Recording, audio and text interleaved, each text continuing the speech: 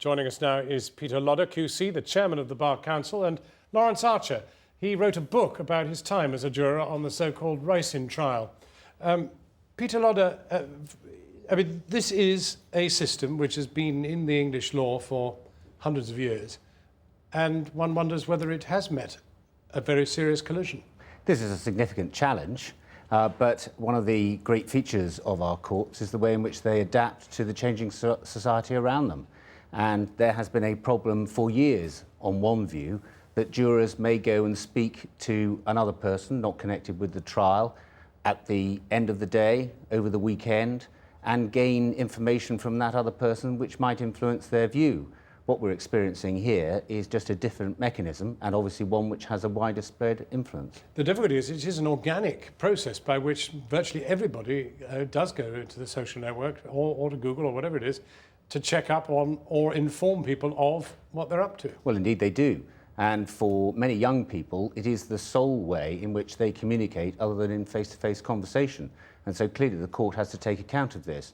What courts are doing these days is increasing the level of warning that they give to jurors to explain that if they do use these networks or websites, then they must do so knowing that they mustn't draw down any information that goes beyond what they hear in the court. Lawrence Archer, we can't talk to you about what actually happened in the jury room, but I'm just wondering what happened when you got out. Did you then go looking into the internet to see what you were up against? Yeah, well, in the case I took part in, we didn't know that the defendant that we'd found guilty had in fact been tried previously and was found guilty of murder.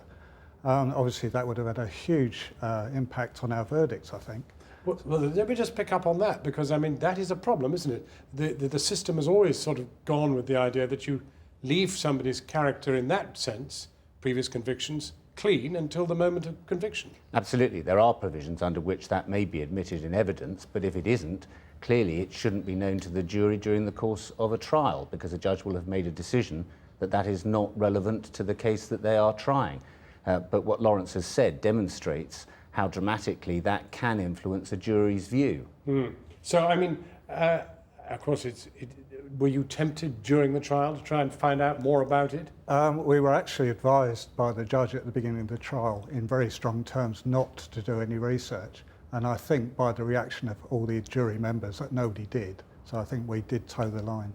But now, looking back, and particularly now that you know what's happened, as it were, to the information flow on the internet and the rest of it, do you feel that it will be very difficult to control juries and prevent them from...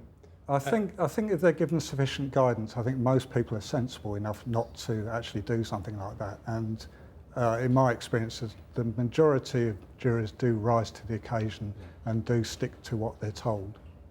So the intimidation of the threat that you'd go to jail if you break the rule is going to be enough to stop people going onto Facebook and saying, I'm in a very interesting trial, I'm on the jury, I think the guy's guilty as hell?